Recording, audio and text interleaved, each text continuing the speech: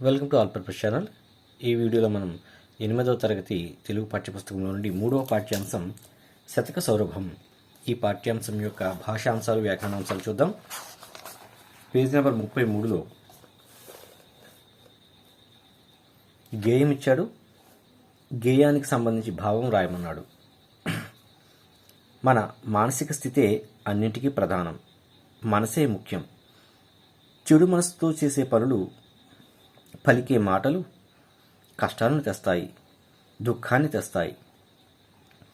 ఎద్దుగిట్టల వెనుకే వచ్చే బండి చక్రంలాగా అవి మన కూడానే వస్తాయి, బాధ పెడతాయి. ఇది ఈ గేయం యొక్క భావం. తరువాత 33వ పేజీలోనే ఒక పారాగ్రాఫ్ ఇచ్చి, గద్యం ఇచ్చి ప్రశ్నలు తయారు చేయండి అన్నాడు. ఈ పారాగ్రాఫ్ సంబంధించి 4 ప్రశ్నలు. మొదటిది, నందిపాటి శేషమాంబ గారు ఎక్కడ జన్మించారు? 34వ పేజీలో శేషమాంబ గారి తల్లిదండ్రులు ఎవరు? శేషమాంబ గారి రచనలు ఏవి?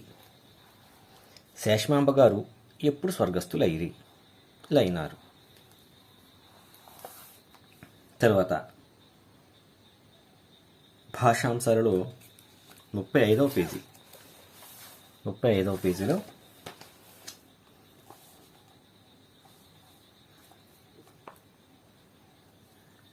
వీటికి అర్థాలు రాసి సొంత వాక్యాలు రాయమన్నారు. జననీ జనకులు అంటే తల్లిదండ్రులు. తల్లిదండ్రులకు నమస్కరించాలి. కరములు అంటే చేతులు. భోజనానికి ముందు చేతులు శుభ్రంగా కడుక్కోవాలి. కాలము సమయం గడిచిపోతే తిరిగి రాదు. కనకము బంగారం. పేదవాడికి బిడ్డలే బంగారము. సూనృతము మంచి మాట. మంచి మాటలు ఎవరు చెప్పినా వినాలి. హితము అంటే మేలు. ఇతరులకు మేలు చేయువాడు ధన్యుడు. 35వ పేజీలోనే ఆ అంశంలో నానార్థాలను జత చేయమనిచ్చాడు. జనని తల్లి, కోరిక, దయ. కను చూచు, ప్రసవించు, తెలియు. మతి బుద్ధి, తలపు, ఇచ్ఛ. పలుకు నింద, ఖండము, మాట్లాడు.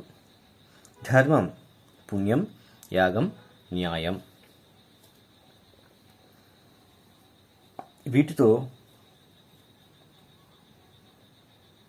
వీటిని ఇక్కడ రాయమని చెప్పాడు. కను చూచు, ప్రసవించు, తెలియు.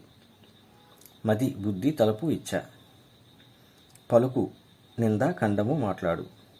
ధర్మం పుణ్యం, యాగం, న్యాయం. తరువాత పర్యాయ పదాలు రాయమన్నాడు.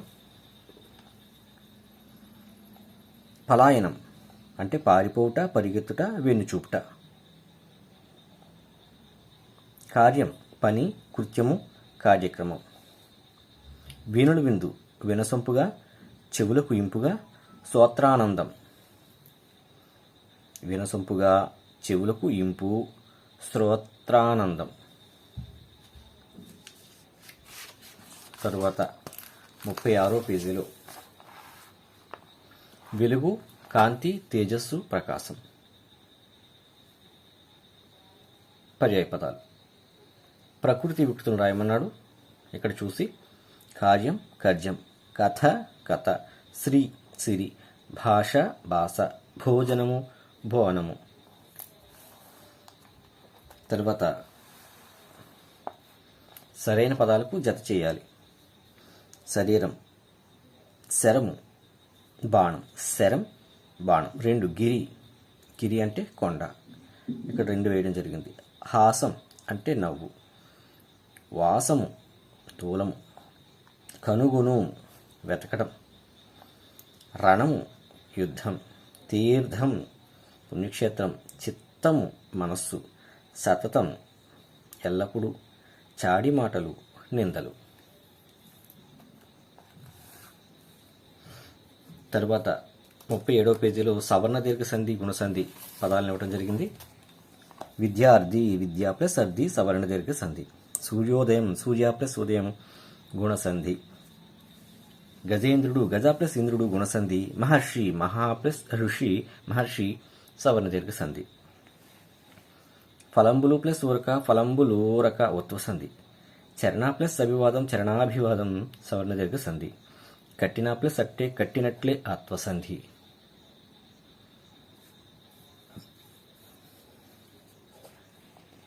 విగ్రహవాక్యం రాయమన్నాడు. విశ్వహితం, విశ్వము యొక్క హితం. సత్పురుషుని నివాసం, సత్పురుషుని యొక్క నివాసం. పరోపకారం, పరులకు ఉపకారం. గురుచరణములు, గురువు యొక్క చరణములు. తర్వాత విగ్రహవాక్యం రాసి సమాసనామం రాయమన్నాడు. జననీ జనకులు, జనని మరియు జనకుడు ద్వంద్వ సమాసం. ఘనసారము, ఘనమైన సారం. విశేషణ పూర్వపదకర్మధార్య సమాసం. చిత్తశుద్ధి, చిత్తము యొక్క శుద్ధి. షష్ఠీ తత్పురుష సమాసం. దీన్నే చిత్తమునందు శుద్ధి సప్తమి తత్పురుష సమాసంగా కూడా రాస్తారు. చిత్తమునందు శుద్ధి సప్తమి తత్పురుష సమాసం. తరువాత పేజీలో 38, 39లో గురువు లఘువును గుర్తించడం ఇచ్చాడు. ఇది ఒకసారి బాగా చదవండి. ఇది 3వ పాఠ్యాంశానికి సంబంధించినటువంటి భాషాంశాలు, వ్యాకరణాంశాలు. ఈ వీడియో నచ్చినట్లయితే please subscribe our channel, all purpose channel. అలాగే ఏపీ స్టేట్ సిలబస్ అనే ఛానల్ కూడా సబ్స్క్రైబ్ చేయండి. మీ మిత్రులకు షేర్ చేయండి. లైక్ చేయడం మర్చిపోవద్దు. Thank you.